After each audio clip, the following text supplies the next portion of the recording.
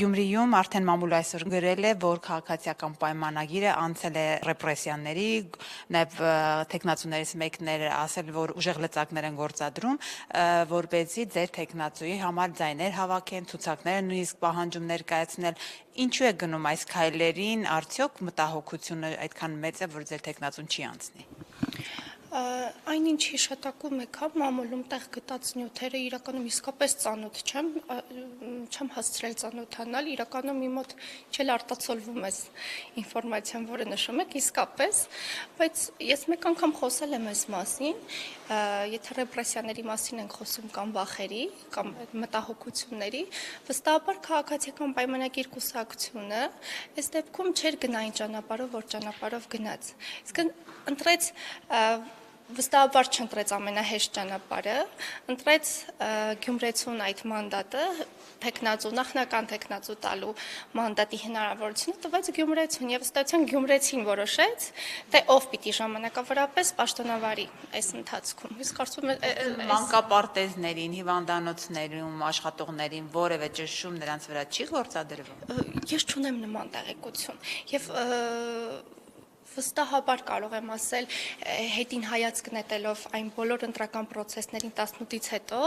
որոնք տեղի են ունեցել, ես հիմա փորձեմ գոնե այնինչ գեներացրել ենք այս ընթացքում, նախընտրական փուլում, ես Երևանի քաղաքապետի ընտրությունների մասնակից եմ եղել ինչ-որ միջափով լինելով այլ պաշտոնում, ես իմ ձեռքի տակ, կոպիտ ասած, իմ համակարգման ներքո եղել են 6-ից ավել մանկապարտեզներ, եղել են դպրոցներ, եղել են այլ հողակներ, ես չեմ հիշում գեթ մեկ դեպք, երբ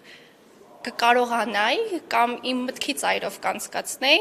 որևէ լծակ կիրառել։ Վստահաբար կարող եմ ասել, որ մենք այս ճանապարհով 18-ից հետո գոնե չեն գնացել, սա մեր ձեռքբերումներից մեկն է եւս։ Ես կարծում եմ դա շատ շոշափելի է եւ ակներև է, որ մենք շատ վաղուց 18-ից հետո այս բոլոր մեթոդները, որոնք կիրառվում էին նախկինում, մենք չենք կիրառում։ Եվ փորձը ցույց տվեց ընտրությունների արդյունքը Երևան քաղաքի նաեւ։ Դրա համար ցածր տոկոսներ հավաքեց։ Ես չեմ պատկերացնում այն լծակները, որոնք իբրև թե կիրառվել են, ճակերտավոր, արդյունքները լրիվ այլ բանի մասին էին խոսում, վստահաբար եթե կիրառվեին, մենք այլ արդյունքներ կունենայինք։ Տեսեք, նաև տեխնացուների հետ կապված, դուք արդյոք չեք կարծում, որ ձեր տեխնացուն մրցակիցների հետ եթե համեմատում եք, իսկապես այսպես չկա այն հնարավորությունը, որ մեծամասնություն կազմի եւ քաղաքապետ դառնա։ Երբ որ այսպիսի մտահոգություն չունեք, արդյոք չեք գնա կեղծելու, որովհետեւ հիմա ջավախցիների մասին են խոսում, որ բերել են Գյումրի հնդիկների մասին են ցուցակներ, որ ներկայացվել արդեն քաղաքացիական պայմանագրի կողմից։ Տեսեք, ինչ վերաբերում է ջավախահայերին եւ ազգությամբ հնդիկ ժողովրդի, այս մասին ՆԳՆ հայտարարություն տարածել է եւ ես չեմ հավակնի եւ զերծ կմնամ հավելյալ հայտարարություն տարածել այս մասով։ Տեսեք, ինչի պիտի մտավախություն ունենա, այս կրկին ուզում եմ հասկանալ քաղաքացիական պայմանագիր կուսակցությունը, այս կարճ ժամանակահատվածում շոշափելի քաղաքապետ կարող է դառնալ Սարիկ Մինասյանը։ Էլի հետ կանք իմ առաջին մտքին, Գյումրեցի նախնական վստահության ձեր տեխնացուների մեջ եք անցկացրել նախնական պրայմերիզ մասնի եթե խոսքը, բայց հիմնական այլ տեխնացուներ։ Տեսեք, նախ հասկանանք ոնց է process-ը տեղի ունեցել։ Եղել են 4-ից ավել տեխնացուներ, վարչության կողմից ընտրվել է Սարիկ Մինասյանը, որից հետո Գյումրեցին արդեն ոչ կուսակցական, եկեք սա արձանագրենք։ Պայմանական տարբեր թաղամասերում պտտվել են շրջիկ խմբերը եւ պայմանական ոչ քաղաքականացված անձինք, որովհետեւ Գյումրեցի բնակիչները որևէ կուսակցության կամ հարող կամ չհարող քաղաքացիներ տվել են իրենց վստահության նախնական քվեն եւ ես իսկապես չեմ հասկանում այստեղ շատ բանալ, ինչ որ բանի մասին ենք խոսում, չեմ պատկերացնում ինչի պիտի անհանգստացած լինի։ Ասում են առաջին տեղով նախկին օրինակ քաղաքապետ Վարդան Ղուկասյանն է ավելի բարձր թվերով առաջին այսպես հորիզոնականում մեծ ձայներ ունի Մարտուն Գրիգորյանը, որը կարող է ընդդիմադիր երկու տեխնացուները միանան եւ օրինակ քաղաքը ընդդիմադիր քաղաքապետ ունեն։ Այդ մտահոգությունները։ Ես իրականում ըստ էության չգիտեմ այս թվերը որտեղից եք դուք մեջ բերում,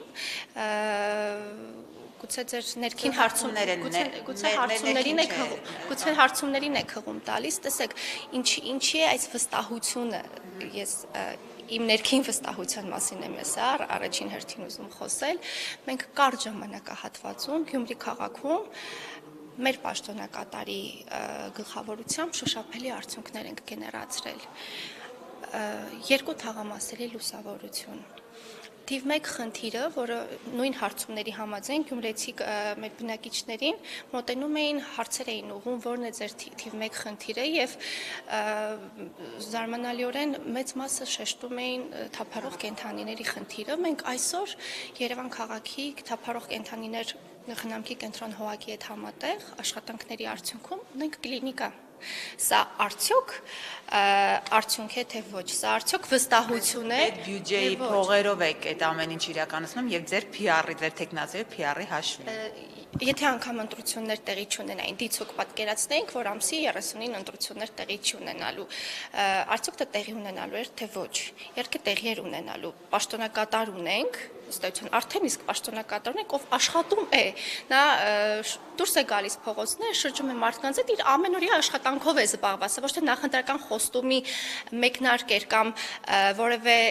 գործողություն անել քվե ստանալով կամ կորզելով, այլ ունենք պաշտոնակատար, ով ի վերջո այդ քաղաքի քաղաքապետն է, ժամանակավոր պաշտոնակատարն է քաղաքապետի եւ աշխատանք պիտի անի, թե ոչ։ Հիմա մի կողմից նստեր իր կաբինետում եւ դուրս չգար չշփվեր ժողովրդի հետ, դա կդիտարկվեր կաբինետային աշխատանք։ Դուրս է գալիս, գույքագրում է խնդիրները, հարցերը եւ որոնց ըստ էության լուծում է տալիս, դա եւս շատ կարեւոր արձանագրում է։ Տեխնատուն շրջում է, գույքագրում խնդիրները եւ սկսում է այդ խնդիրները լուծել։ Մենք ունենք երկու մեծ թաղամասերում, որտեղ 20-25 հազար բնակչություն ունեցող թաղամասեր են, ասֆալտապատման խնդիրը կարելի ասել մեկնարկը տրված է արդեն իսկ։ Դուք պատգամավոր դառնալուց հետո ընդունվել եք սովորելու, հիմա որտեղ եք սովորում եւ հետո չէ, փոքրիկ շատ ավելի առաջ։ Շատերը մանկավարժական համալսարանում եմ շարունակում իմ ուսումը։ Փոխթաղապետ եք դարձել Ավանի, գուցե դրա համար թվերը շատ հստակ արտացոլվում են, դուք կարող եք տեսնել ընդունելության տարին, կարող եք տեսնել որ թվականին պաշտոնավորել եմ մեկ այլ պաշտոնում, որ թվականից սկսած, որ ամսից սկսած դարձել եմ ազգային ժողովի պատգամավոր եւ այդ միջակայքում ես երբ եմ սկսել իմ երկրորդ ուսումը ստանալ, վստահաբար մեկը մյուսի հետ կապ չունի։ Փոխթաղապետի, ոչ պատգամավոր։ Վստահաբար մեկը մյուսի հետ կապ չի ունեցել, դա իմ անձնական որոշումն է եղել եւ դրան խթանող կամ զսպող որևէ բան չի եղել, վստահ։ Որ մասնագիտությամբ եք մշակութաբանություն։ Իմ հիմնական մասնագիտության դրամաբանական շարունակությունն է սա։